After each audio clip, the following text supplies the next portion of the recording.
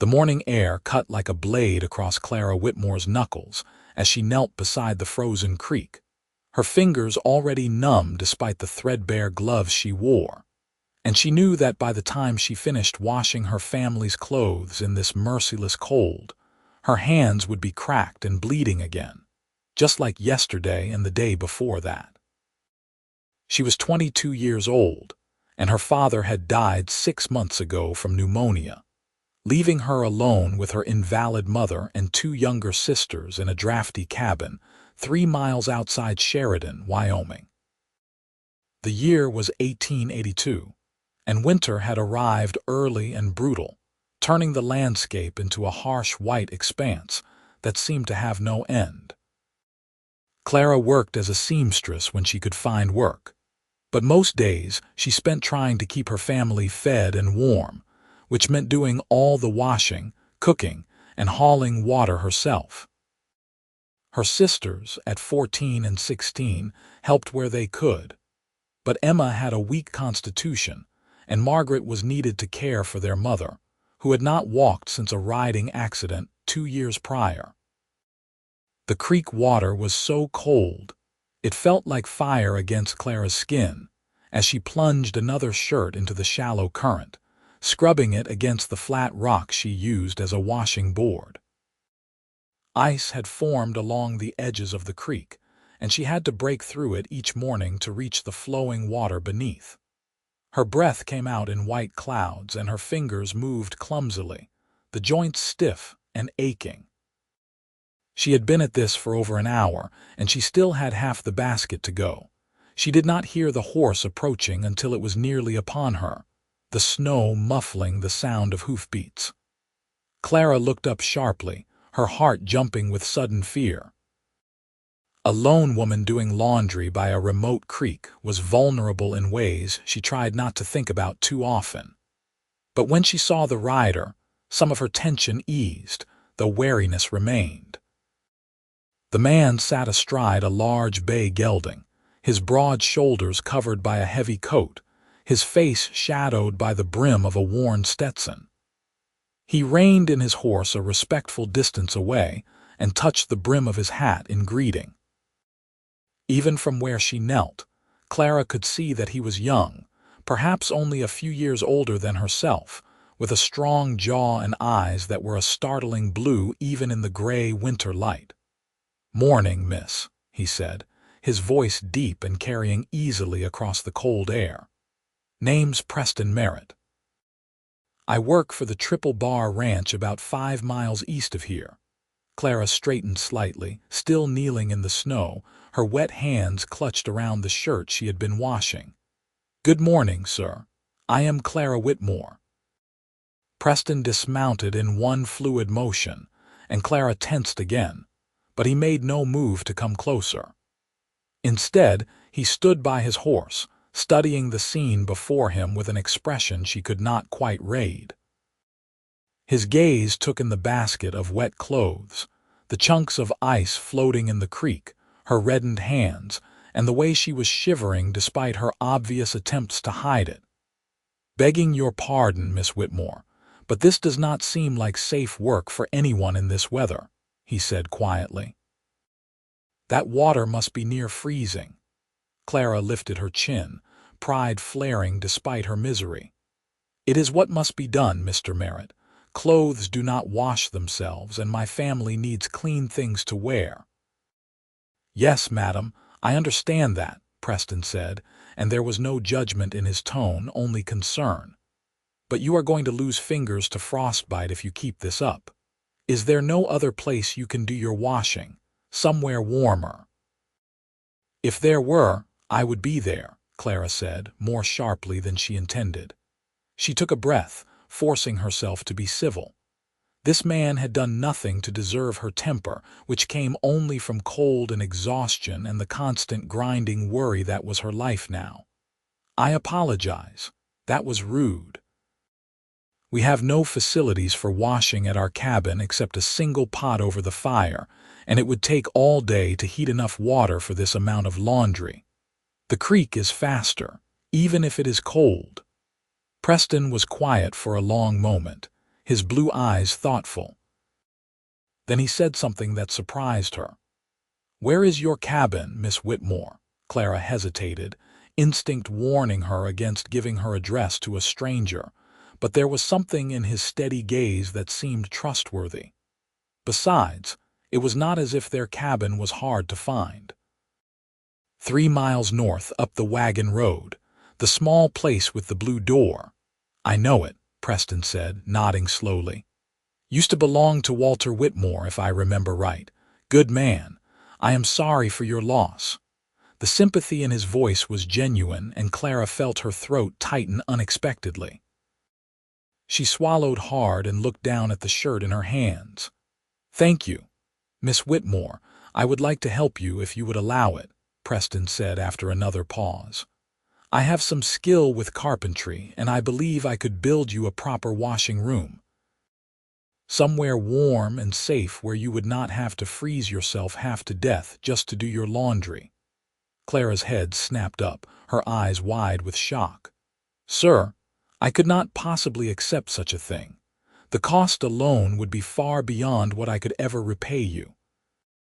"I am not asking for repayment," Preston said simply. "I am offering help to someone who needs it, that is all."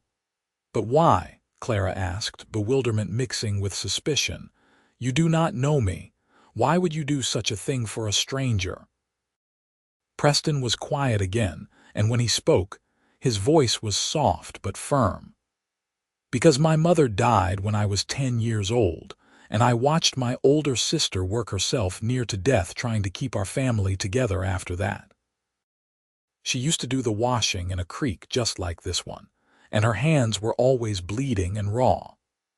I was too young then to help her the way she needed, but I am not too young now, and I have the skills and the means to make sure another woman does not have to suffer the same way." The sincerity in his words struck something deep in Clara's chest, and for a moment she could not speak. She looked at this stranger, this cowboy who had ridden up out of nowhere and offered her kindness without asking for anything in return, and she did not know whether to trust him or send him away. But her hands were screaming with cold, and she knew that if she kept doing this day after day, she would indeed lose fingers to frostbite or worse. "I do not know what to say," she whispered. "Say yes," Preston said gently. "Let me help you, Miss Whitmore, please." Clara looked down at her ruined hands, at the basket of half-washed clothes, at the cruel ice forming on the creek's surface. Then she looked back up at Preston Merritt, at his honest blue eyes and the earnest expression on his face, and she made a decision that would change the course of her entire life. "Yes," she said. "Yes, Mr. Merritt, I would be grateful for your help." Preston's face broke into a smile that transformed his entire countenance, making him look younger and almost boyish despite his obvious strength and capability. "Thank you for trusting me, madam. I promise you will not regret it. Now, let me help you carry these things back to your cabin, and we can discuss where would be the best place to build this washing room." "Oh, I could not ask you to carry my laundry," Clara protested, but Preston was already moving toward the basket. "You are not asking." "I am offering," he said firmly. "Besides, your hands are half frozen. You should not be carrying anything heavy right now." He was right, though Clara hated to admit it. Her fingers were so numb she could barely feel them, and her arms ached from the cold and the repetitive motion of scrubbing. She stood slowly, her knees protesting after kneeling in the snow for so long, and watched as Preston hefted the heavy basket with ease. "I will need to rinse these still," she said, gesturing at the wet clothes. "That can wait until we have a better system in place," Preston said. "For now, let us get you somewhere warm before you catch your death." Clara wanted to argue, but she was too cold and too tired to muster much resistance. Instead, she gathered the few items she had brought with her and began walking toward the wagon road, Preston following beside her with the basket balanced easily on one shoulder. His horse trailed behind them, well-trained and calm. The walk back to the cabin seemed shorter with company, even though Clara's body ached with every step. Preston asked her questions about her family, about how long she had been doing the washing in the creek, about what her father had done for work. She answered carefully at first, still not entirely sure she should trust this stranger, but his manner was so open and kind that she found herself relaxing bit by bit. "My father was a carpenter himself," she said as they crested the small hill that led down to her family's property. "He built our cabin with his own hands. If he were still alive, he would have already built a washing room for us. He was always thinking of ways to make our lives easier." "He sounds like a good father," Preston said quietly. "He was the best," Clara said, and her voice cracked slightly on the words. She cleared her throat. "I miss him every day." "I am sure you do," Preston said, and the understanding in his voice told her that he knew that kind of loss himself. The cabin came into view, small and sturdy with its distinctive blue door, smoke rising from the chimney in a thin gray line. As they approached, the door opened and a young woman appeared, her face pinched with worry. She was slight and fair-haired, wrapped in a shawl that had seen better days. "Clara, you are back early. Is something wrong?" The girl called, then stopped short when she saw Preston. Her eyes widened and she pulled the shawl tighter around herself. "Everything is fine, Emma," Clara assured her quickly. "This is Mr. Preston Merritt. He has offered to help us with something. Mr. Merritt, this is my sister Emma." "Miss Emma," Preston said, touching his hat brim politely. "Pleased to meet you." Emma looked between Preston and Clara, confusion clear on her face, but she stepped back from the door. "Please come in. It is freezing out here." The inside of the cabin was only marginally warmer than the outside. Clara realized with embarrassment as Preston stepped through the door. The fire in the hearth was small, carefully banked to conserve wood, and the single room was drafty despite her father's good craftsmanship. Her mother sat in a chair near the fire, a blanket over her lap, her face lined with pain and weariness. Another young woman, slightly older than Emma and with darker hair, stood near the stove stirring something in a pot. "Mama, Margaret, this is Mr. Preston Merritt," Clara said, setting down the items she had carried. "He has offered to help us with the washing situation." Her mother's eyes sharpened with interest and wariness. "Has he now? And what would this help cost us, Mr. Merritt?" Preston set the basket down carefully and removed his hat, holding it respectfully. "Nothing at all, madam. I am offering my services freely. Your daughter has been washing clothes in the creek in this weather, and that is not safe or sustainable. I have the skills to build a proper washing room, and I would like to do so, with your permission." "We cannot afford to pay you," Clara's mother said bluntly. "I am not asking for payment," Preston said, his voice patient. "I have my reasons for wanting to help, and they are my own. All I ask is your permission to work on your property." Clara's mother studied him for a long moment, her gaze sharp despite her frail body. Finally, she said, "My husband always said you could judge a man by his eyes. You have honest eyes, Mr. Merritt. If my Clara trusts you, then I suppose I will as well. You have my permission." "Thank you, madam," Preston said, inclining his head. "I promise I will do good work for you." "Where would you build this washing room?" Margaret asked, speaking for the first time. She had a practical air about her, and she was looking at Preston with cautious curiosity. Preston turned to survey the cabin, then moved to the single window that looked out on the surrounding land. "If you do not mind, I would like to build it as an addition to the cabin itself, attached to this back wall here. That way you can access it from inside without having to go out into the cold, and we can share the heat from your main fire to some degree. I can install a small stove in the washing room as well, for heating water and keeping the space warm while you work." "That sounds like a significant amount of work," Clara said, anxiety creeping into her voice. "Are you certain you want to take on such a project?" Preston turned to look at her, and the warmth in his eyes made something flutter in her chest. "I am certain, Miss Whitmore. In fact, I am looking forward to it. I enjoy building things, and knowing that it will make your life easier makes it all the more worthwhile." Over the next hour, Preston walked the property, measuring and planning. Clara followed him, partly to answer questions and partly because she felt responsible for this stranger who had inserted himself into their lives. He asked about where they got their water, about the prevailing wind direction, about the pitch of the cabin's roof. He produced a small notebook from his pocket and sketched rough plans, showing Clara how he intended to build a compact but functional space that would serve all their washing needs. "I will need to gather materials," he said as they stood in the spot where the new room would be attached. "Lumber, nails, a small stove if I can find one at a reasonable price. It will take me a few days to collect everything I need, and then perhaps a week or two to complete the construction, depending on the weather." "That seems very fast," Clara said, doubtful. "I work quickly when I am motivated," Preston said with a slight smile. "And I am very motivated, Miss Whitmore."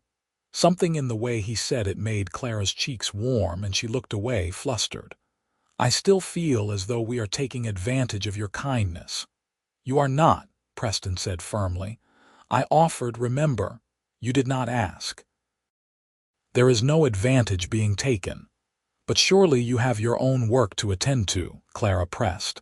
"You said you work for a ranch. Will they not miss you?" "I have some time saved," Preston said.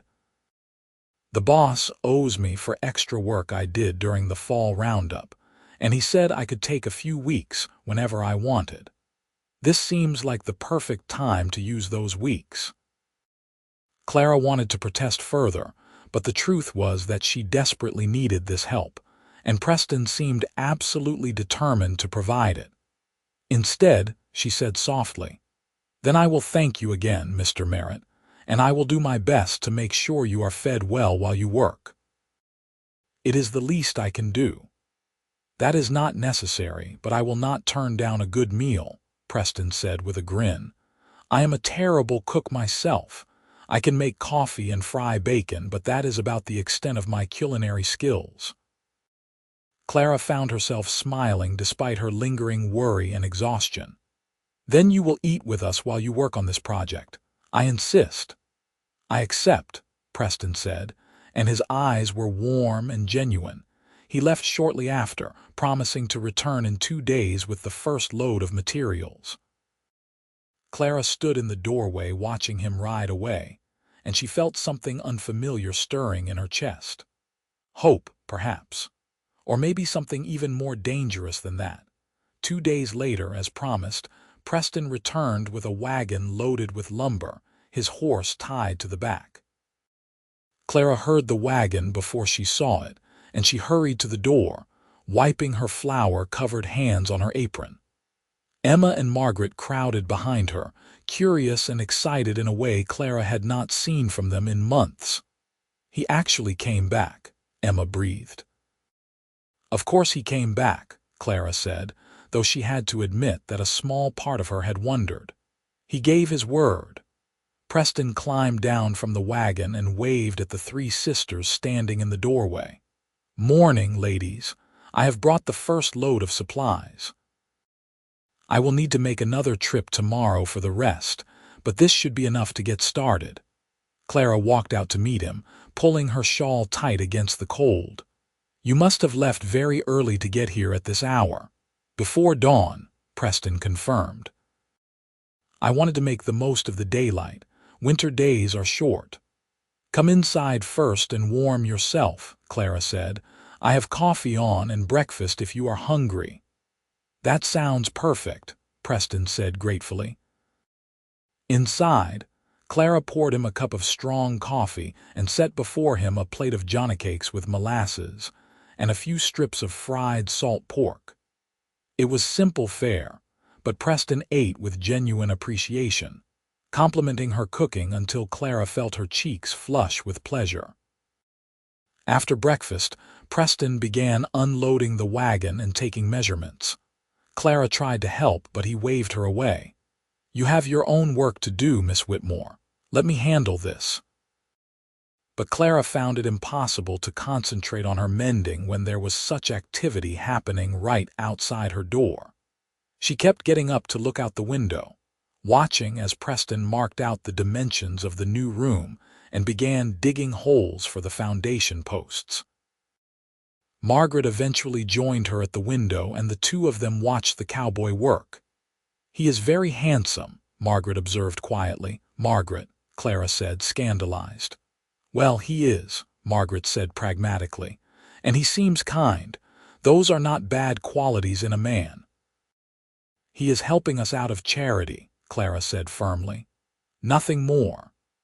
"If you say so," Margaret said, but there was a knowing tone in her voice that made Clara want to protest further.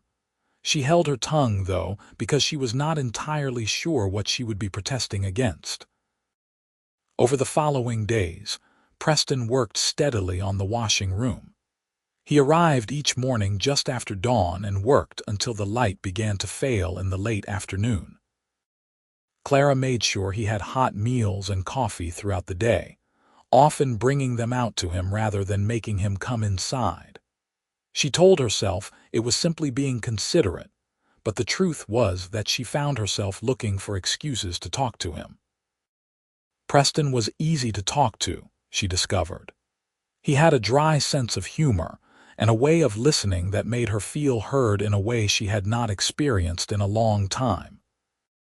He told her about growing up on a small ranch in Colorado, about losing his mother young and watching his father struggle to raise 4 children alone. His older sister had eventually married and moved away, and his 2 younger brothers were working on ranches in Montana now.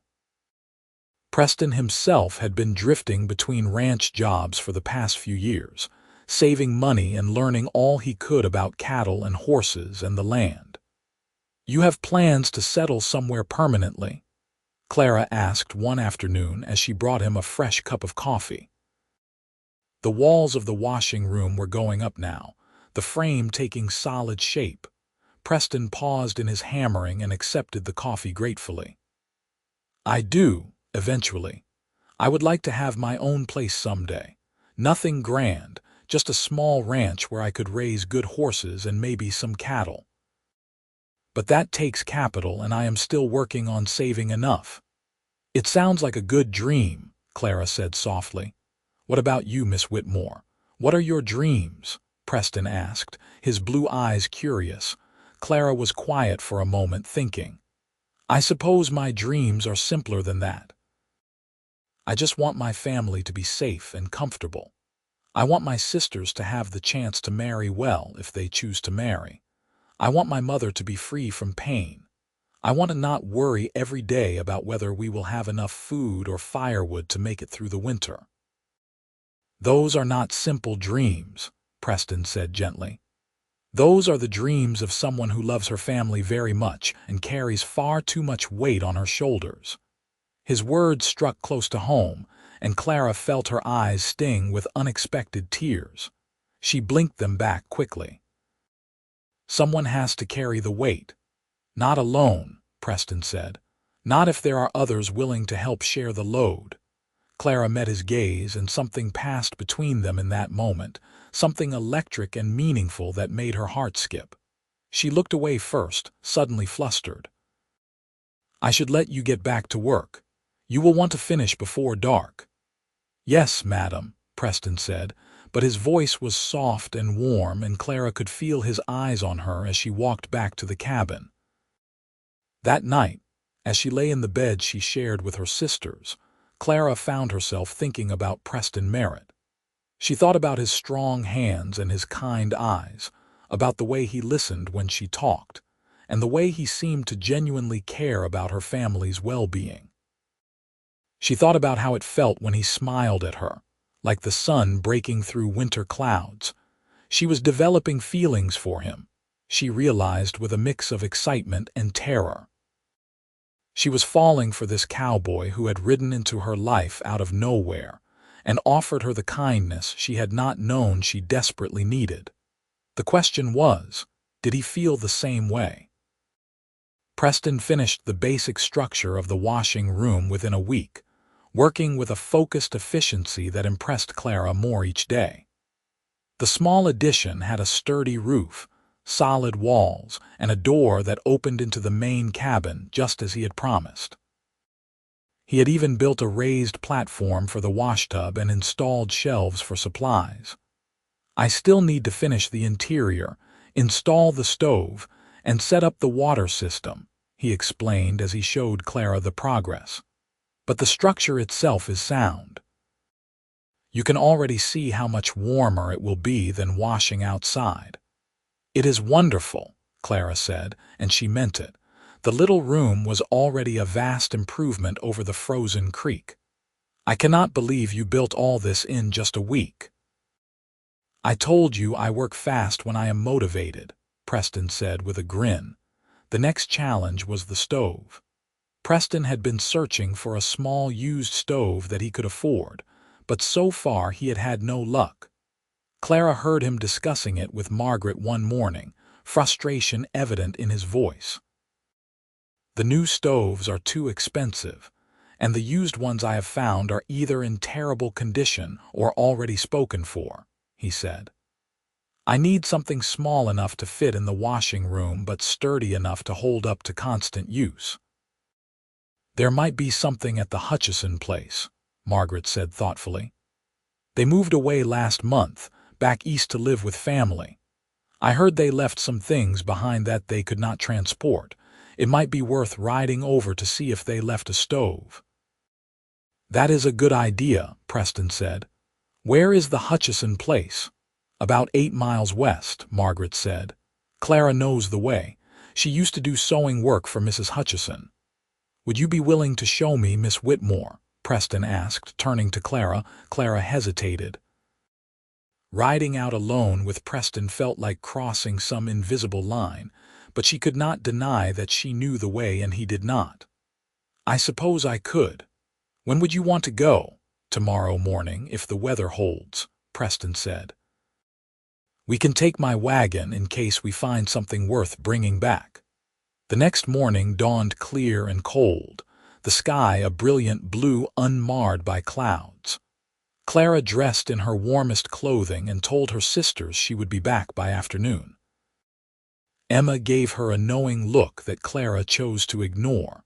Preston arrived promptly, and Clara climbed up onto the wagon seat beside him. It was the first time she had been this close to him for an extended period, and she was acutely aware of his presence beside her, the warmth radiating from his body, the subtle scent of wood smoke and leather that clung to his clothes. The wagon ride was long but not unpleasant. Preston kept up a steady stream of conversation, pointing out landmarks and asking Clara about the area. She found herself relaxing into the rhythm of it, enjoying the rare luxury of adult company and conversation that was not centered on her family's immediate needs. The Hutchison place was exactly as Margaret had described, abandoned but not yet fallen into complete disrepair. Preston helped Clara down from the wagon, and together they explored the empty house and outbuildings. In a shed behind the main house, they found exactly what they were looking for: a small cast iron stove, dusty but intact, with a good length of stovepipe still attached. "This is perfect," Preston said, examining it carefully. "A little cleaning and this will work beautifully."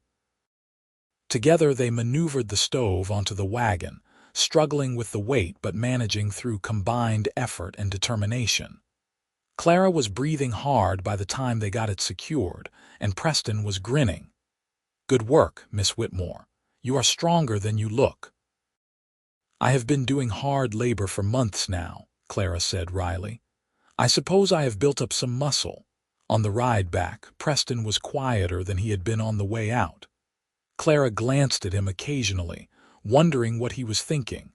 Finally, as they were about halfway home, he spoke. "Miss Whitmore, may I ask you something personal?" Clara's heart jumped. "You may ask. I cannot promise I will answer." Preston smiled slightly. "Fair enough. I was wondering if there is anyone courting you, a man who might object to me spending so much time here." Clara's breath caught. She kept her eyes on the road ahead, afraid to look at him. "There is no one. There has not been anyone for a long time. I have been too busy taking care of my family to think about such things." "I see," Preston said quietly. After a pause, he continued, "And if someone were interested in courting you now, would that be something you might be open to?" Clara's heart was pounding so hard she was sure he must be able to hear it.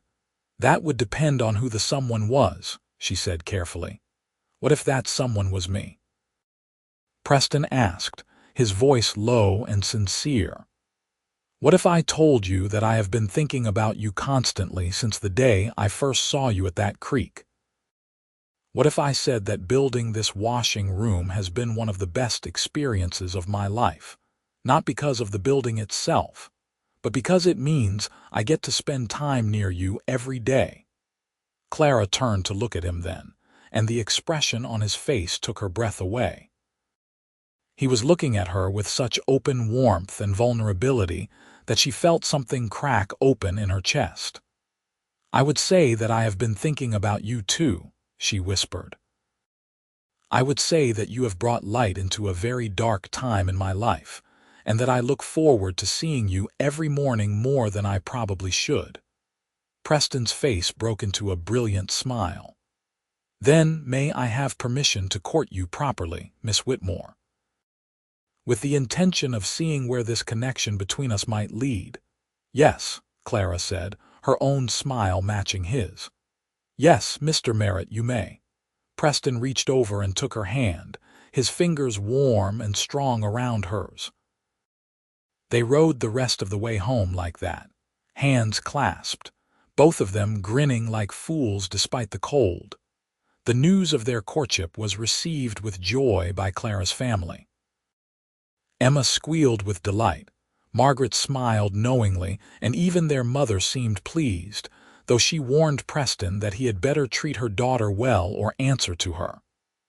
"I would expect nothing less, madam," Preston said solemnly. "I promise you, I will treat Clara with all the respect and care she deserves." Over the next week, as Preston completed work on the washing room, the nature of his visits changed subtly. There were still the practical matters of construction, but now there were also stolen moments of conversation, gentle touches when he helped her carry something, meaningful looks across the cabin. Clara felt like she was glowing from the inside out, happiness bubbling up in her in ways she had almost forgotten were possible. Preston installed the stove he had found at the Hutchison place, cleaning it thoroughly and setting it up with the stovepipe venting properly through a new hole in the roof. He built a system for heating water, using a large copper pot he purchased in town, and he created a clever arrangement of hooks and pulleys that would make it easier to lift and pour the heavy water. "You have thought of everything," Clara marveled as he showed her how the system worked. "I wanted it to be as easy for you as possible," Preston said. "You work hard enough as it is." The washing room was finally completed 2 weeks after Preston had first started the project. He stood back with Clara, admiring the finished space. It was small but perfectly functional, with the stove radiating warmth, the washtub ready for use, and everything organized efficiently. "Would you like to try it out?" Preston asked. Clara nodded eagerly. Together they filled the copper pot with water from the well and set it on the stove to heat. While they waited, Preston stoked the fire until the little room was genuinely warm, a stark contrast to the frozen creek where Clara had been working just 2 weeks earlier. When the water was hot, Preston helped her pour it into the washtub, and Clara set to washing a load of clothes. The difference was astonishing. Her hands stayed warm, her back did not ache from kneeling, and the work went 3 times as fast as it had at the creek. By the time she finished, she was smiling so wide her cheeks hurt. "This is wonderful," she said, turning to Preston. "You have changed my life with this, do you know that?" "That was the idea," Preston said softly. He was standing close to her, and the small room suddenly felt even smaller, charged with something electric. "Clara, may I kiss you?" Clara's breath caught.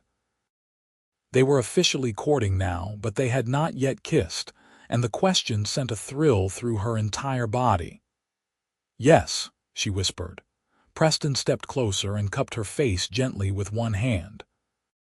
Then he leaned down and pressed his lips to hers in a kiss that was soft and sweet and full of promise. Clara's eyes fluttered closed, and she let herself sink into the sensation, into the warmth and tenderness of it. When they finally pulled apart, both of them were breathing a little harder. Preston rested his forehead against hers. "I am falling in love with you, Clara Whitmore." "I am falling in love with you too," Clara admitted, her voice shaking slightly with emotion. "I think I have been since the moment you offered to help me."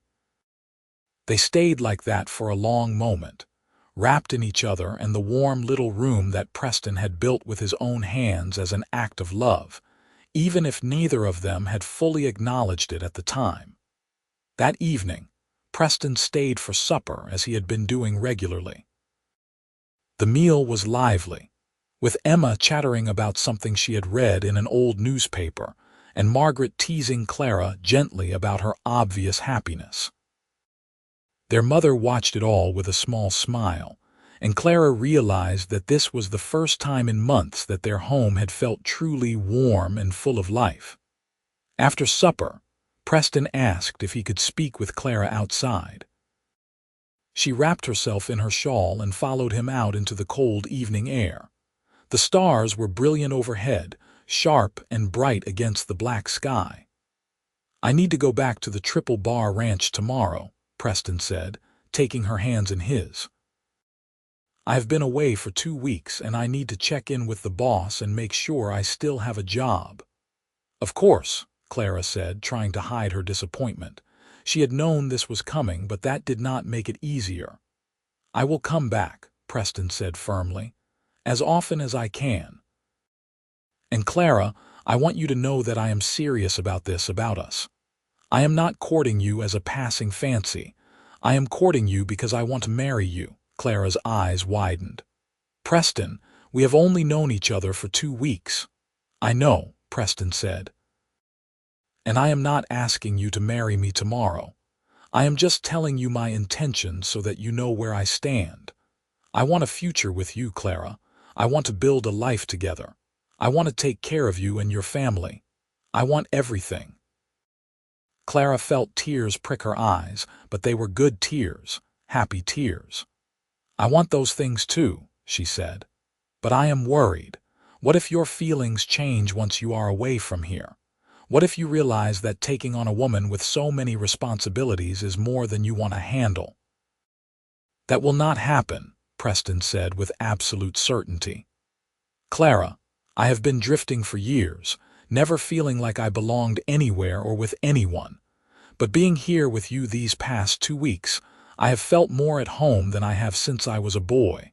You are where I belong. I know that as surely as I know my own name." Clara reached up and touched his face, feeling the roughness of his stubble under her fingers. "Then come back to me," she whispered, "as soon as you can." "I will," Preston promised. He kissed her again, longer and deeper this time, and Clara clung to him, memorizing the feel of his arms around her, the warmth of his body against hers. When Preston rode away the next morning, Clara stood in the doorway of the cabin and watched until he disappeared over the horizon. Then she went into her new washing room, stoked the fire, and set to work with a lightness in her heart that she had not felt in years. Preston returned 3 days later, and the joy Clara felt when she saw him riding up was almost overwhelming.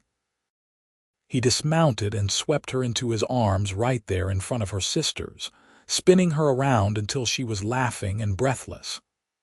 "I missed you," he said, setting her down but keeping his arms around her. "I missed you too," Clara said, not caring that Emma and Margaret were watching with delighted grins. Preston had good news. The ranch boss had been understanding about his absence and had even given him a bonus for his hard work during the fall. Better yet, he had given Preston permission to take 1 full day off each week to court Clara properly. 1 day a week, Preston said, his eyes shining. "Every Sunday, I will come and spend the day with you. We can go to church in town if you like, or we can stay here, or we can go for rides. Whatever you want to do." "That sounds perfect," Clara said, her heart full. Over the following months, Preston kept his word. Every Sunday without fail, he rode the 10 miles from the Triple Bar Ranch to the Whitmore cabin. Sometimes they did go to church in Sheridan, where Clara proudly introduced Preston to the few friends and acquaintances she had in town. Other times they stayed at the cabin, and Preston helped with repairs and maintenance that had been neglected since Clara's father died. He fixed the leaking roof, replaced broken hinges, and chopped enough firewood to last through the rest of winter. But more than the practical help, what Preston gave Clara was companionship and love. They talked for hours about everything and nothing. He told her his dreams of owning a ranch, and she told him about her childhood when her father was still alive and healthy. They discussed books and politics and religion. They argued playfully about whether coffee should be strong or weak, whether summer or winter was the better season, whether horses were smarter than dogs. Clara found herself opening up to Preston in ways she had never opened up to anyone. She told him about her fears, about the crushing weight of responsibility she had felt since her father died, about the nights she had lain awake worrying about whether she could keep her family together. Preston listened without judgment, holding her hand or pulling her close, offering comfort and reassurance.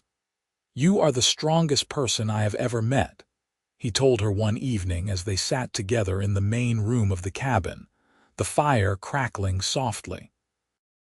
"What you have done for your family, the sacrifices you have made, the way you have kept going even when it must have felt impossible. That takes incredible strength, Clara." "I do not feel strong," Clara admitted. "I feel tired most of the time." "Strong people often do," Preston said gently. "But you do not have to do it alone anymore. I am here, and I am not going anywhere."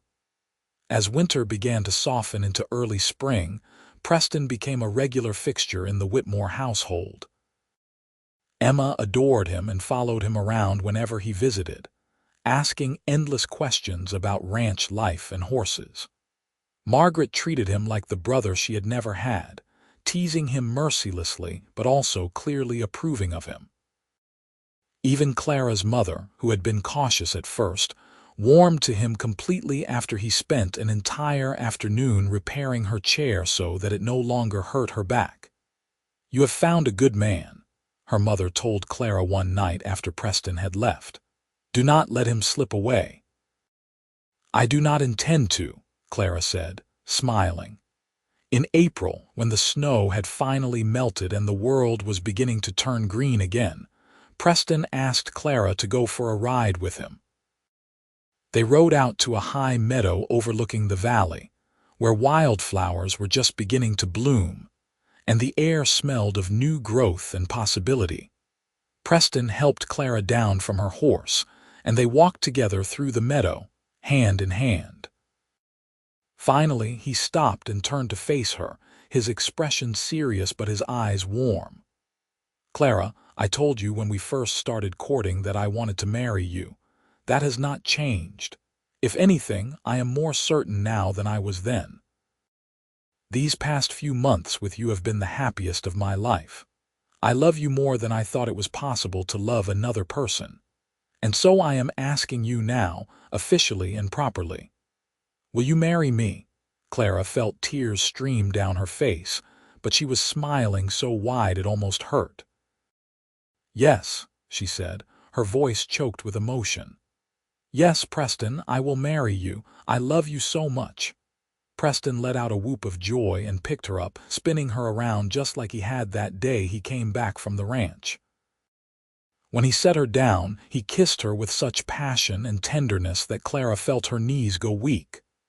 I do not have a ring yet, Preston said apologetically when they finally came up for air, but I will get you one, I promise. I do not need a ring, Clara said, laughing through her tears. I just need you.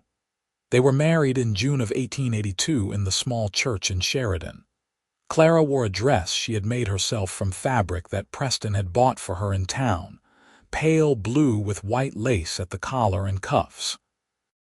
Preston wore his best clothes, his hair neatly combed and his face cleanly shaven.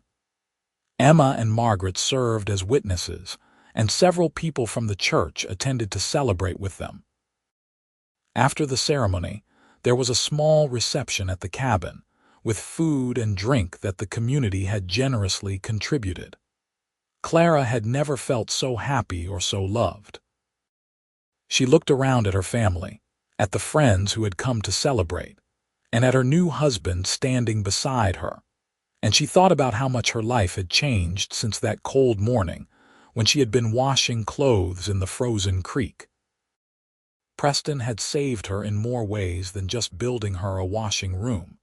He had given her hope, love, and a future she had not dared to dream of, and she intended to spend the rest of her life loving him with everything she had. The first year of their marriage was an adjustment but a happy one.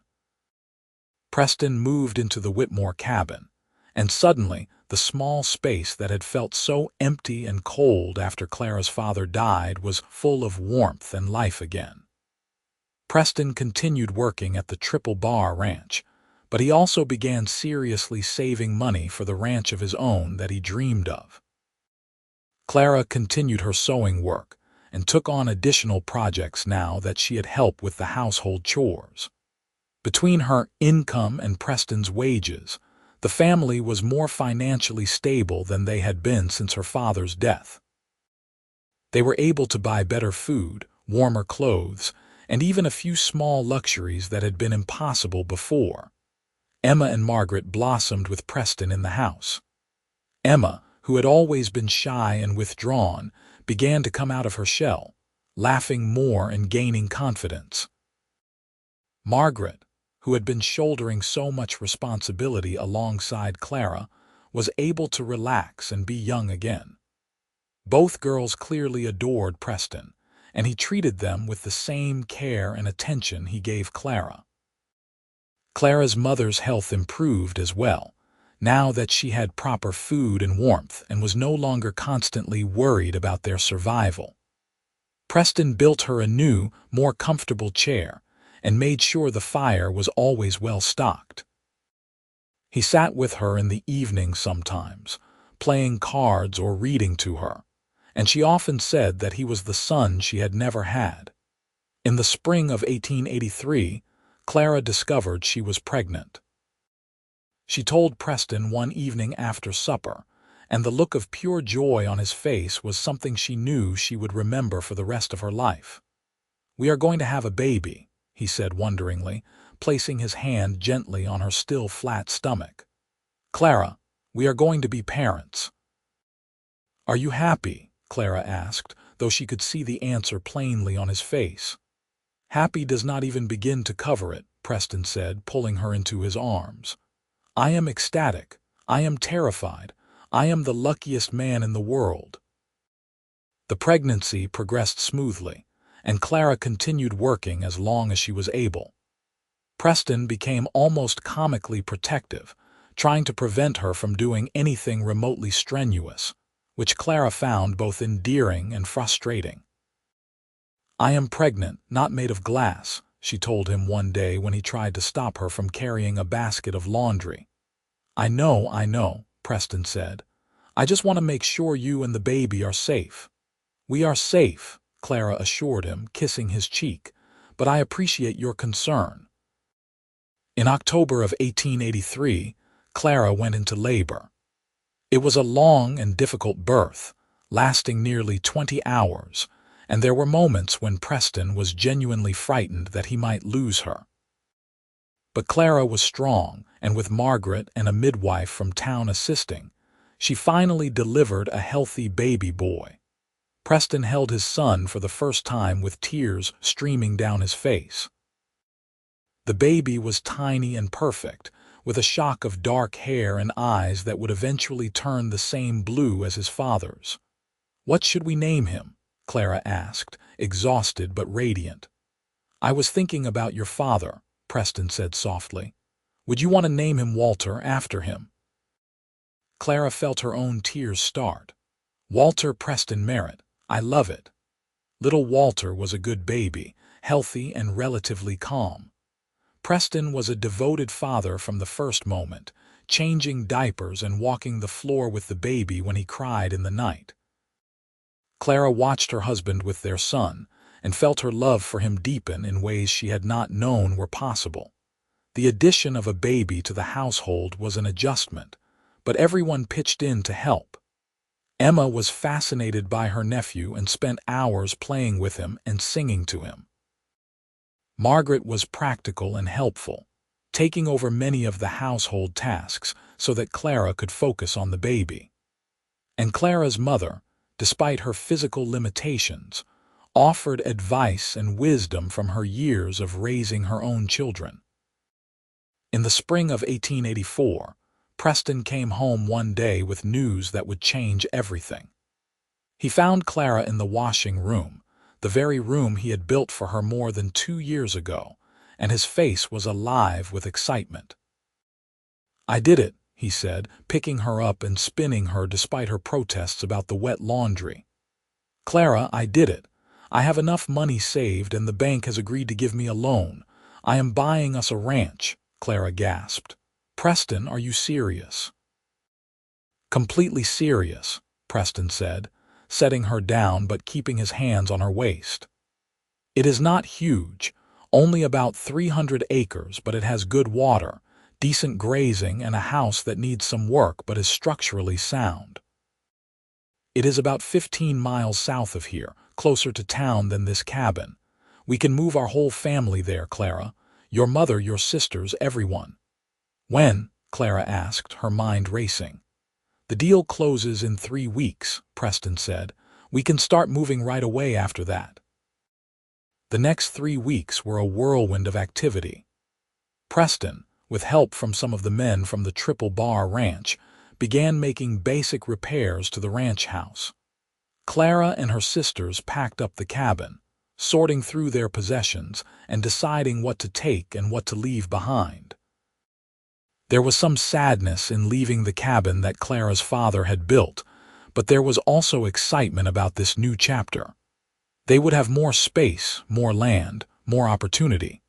And most importantly, they would all be together. The ranch house was larger than the cabin, with 3 bedrooms, a proper kitchen, and a sitting room with a fireplace.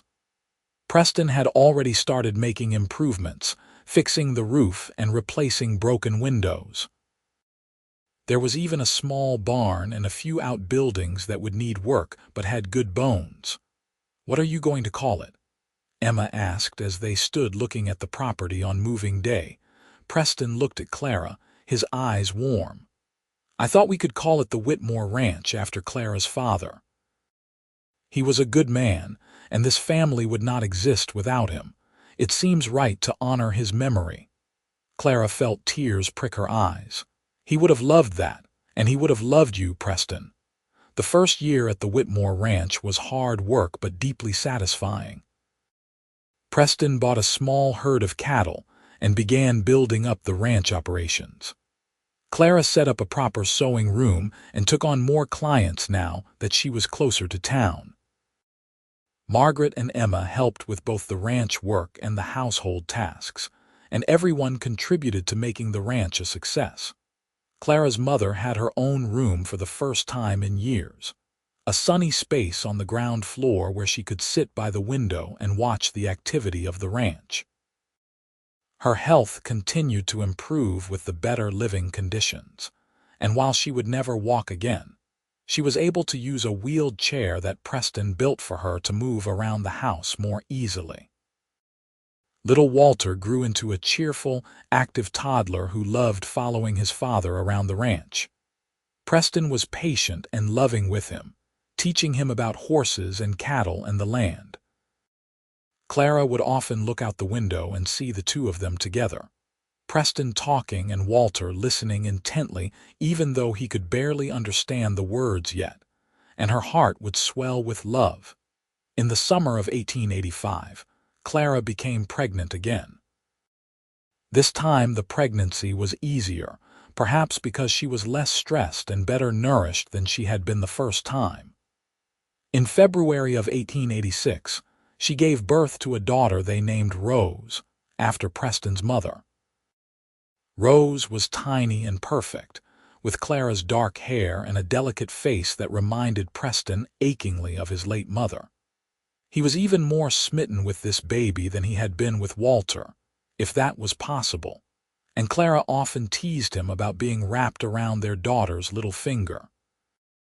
"I cannot help it," Preston said, cradling the sleeping baby. "She is perfect." "They both are," Clara agreed, looking over at Walter, who was playing with wooden blocks on the floor. "We are very blessed." Life on the Whitmore ranch settled into a comfortable rhythm. The cattle herd grew slowly but steadily. Preston's reputation as an honest, hard-working rancher spread, and he began to get respect from the other ranchers in the area. Clara's sewing business continued to thrive, and she even began training Margaret in the craft so that they could take on more work. Emma, now 18, began being courted by a young man from town, the son of the general store owner. Preston was protective and scrutinized the young man carefully, but eventually he approved of him. In the spring of 1887, Emma and her young man were married in the same church where Clara and Preston had wed 5 years earlier. Margaret followed a year later, marrying a schoolteacher who had come to Sheridan from back east.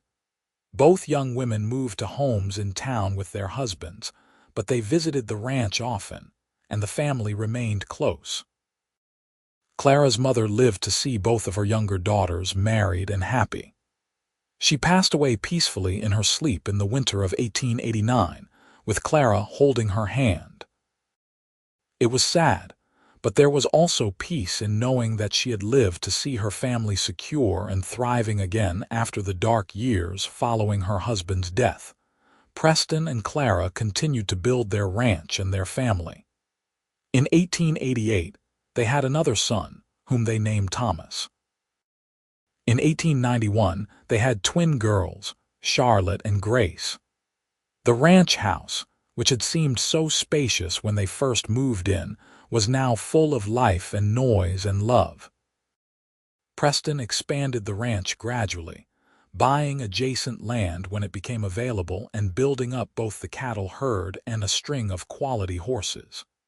The Whitmore Ranch became known throughout the region for its good stock and honest dealing. Clara continued her sewing work until the demands of 5 children made it impossible to keep up. But by then, the ranch was profitable enough that they did not need her additional income. Instead, she focused on raising their children, teaching them to read and do arithmetic, instilling in them the values of hard work and kindness that both she and Preston held dear. Walter grew into a serious, responsible young man who loved the ranch and everything about it. It was clear from early on that he would take over the operation someday. Rose was sweet and gentle, with a gift for music that emerged when Preston bought a piano for the house.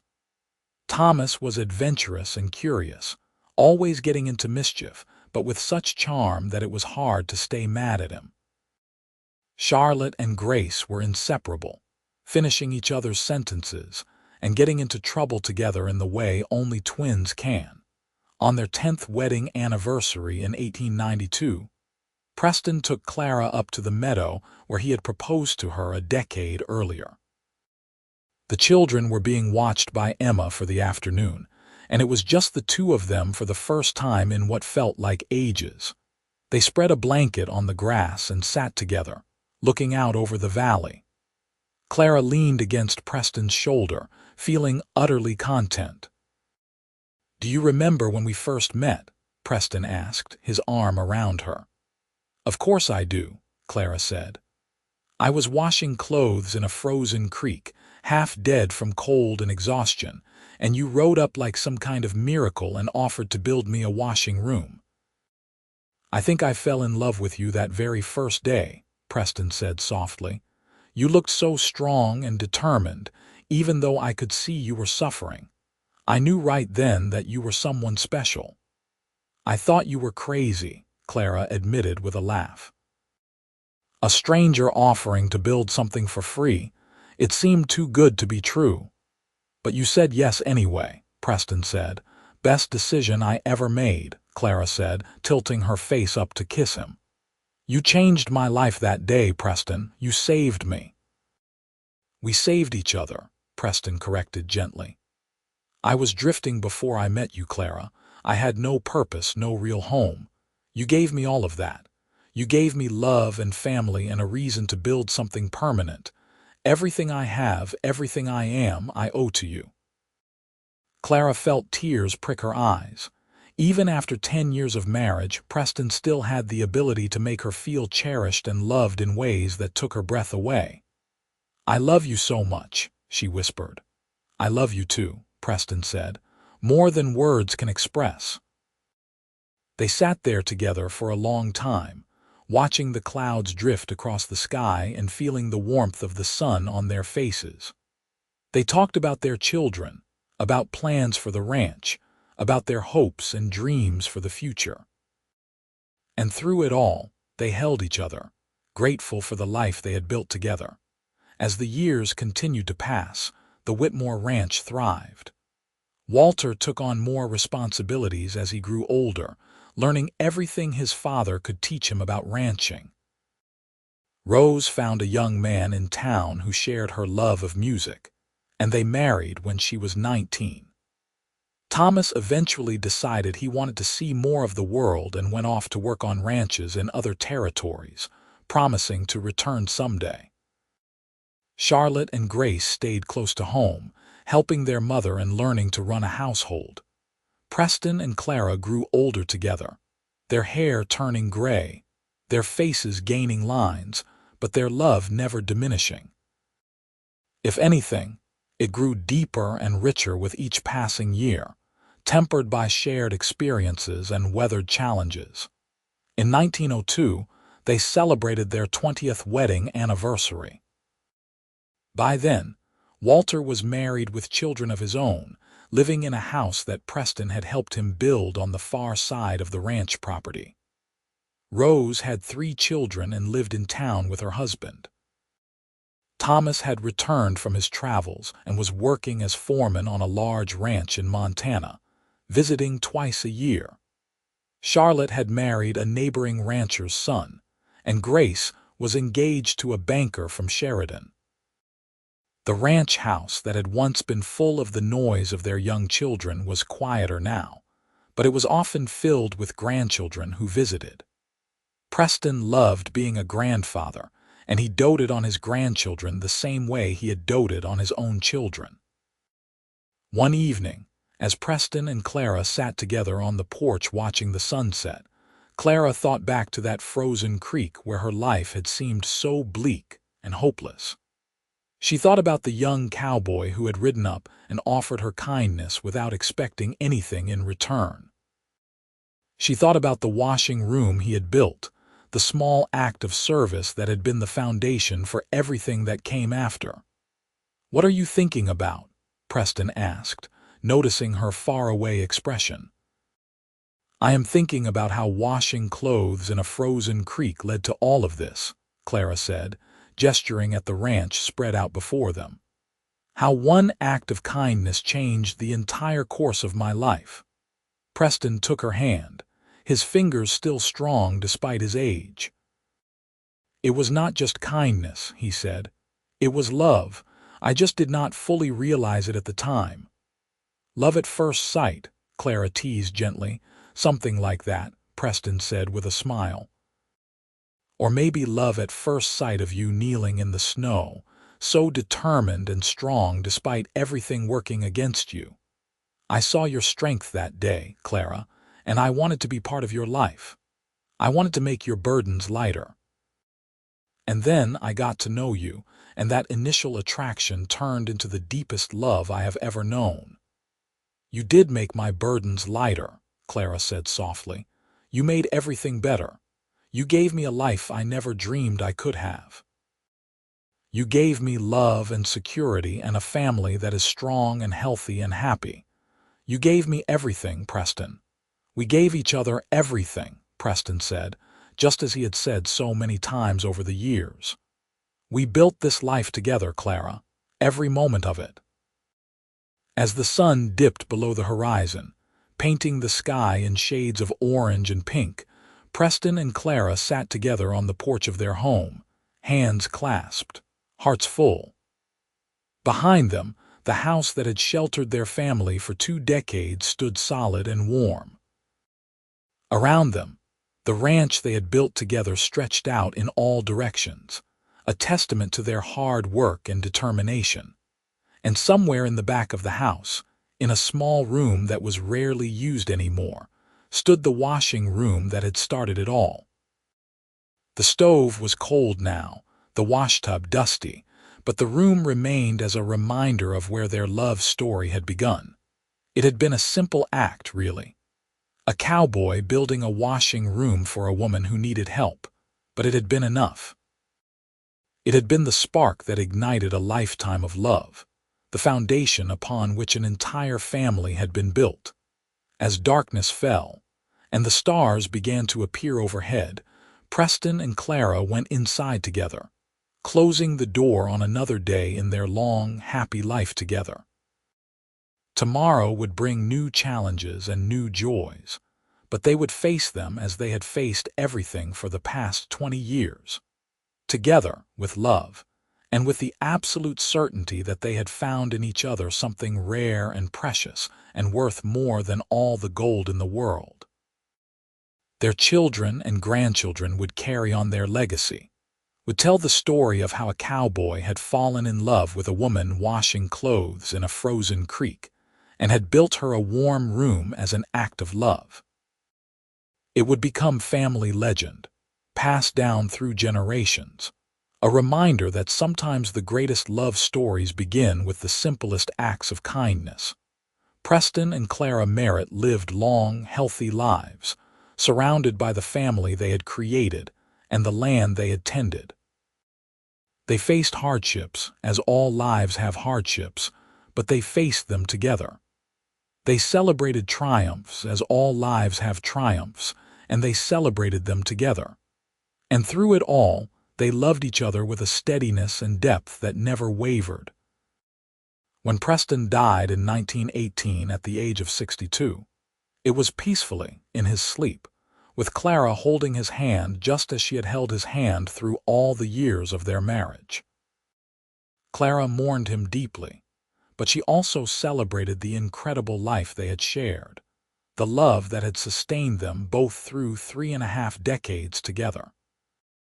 Clara lived another 7 years, spending her time with her children and grandchildren, telling them stories about their grandfather, about the ranch, about the life they had built together. She passed away in 1925, also peacefully, also surrounded by love. The Whitmore Ranch continued on, passed to Walter, and then to his children and grandchildren. The washing room that Preston had built remained standing for nearly 100 years, preserved by the family as a shrine to the love story that had started there. Eventually, it was incorporated into a larger house, as the family grew and expanded, but its bones remained, a testament to the cowboy who had loved a woman enough to build her something warm and safe when she needed it most. and in the family cemetery on a hill overlooking the ranch, two headstones stood side by side, marking the graves of Preston and Clara Merritt. The inscriptions were simple, just their names and dates, but everyone who knew their story understood that those markers represented something far greater than just two lives. They represented a love story that had started with a frozen creek and a washing room, a love story that had grown into a legacy that would last for generations. It was a story of kindness and determination, of hard work and devotion, of two people who had found each other against all odds and had built something beautiful together. It was a story of the American West, of the pioneers who had settled that harsh land and made it home. But most of all, it was a love story, pure and simple, the kind of love that endures beyond death, beyond time, beyond anything that might try to diminish it. And it had all started with a cowboy, a frozen creek, and a simple act of building something warm for someone who needed it. From such small beginnings, great love stories are born,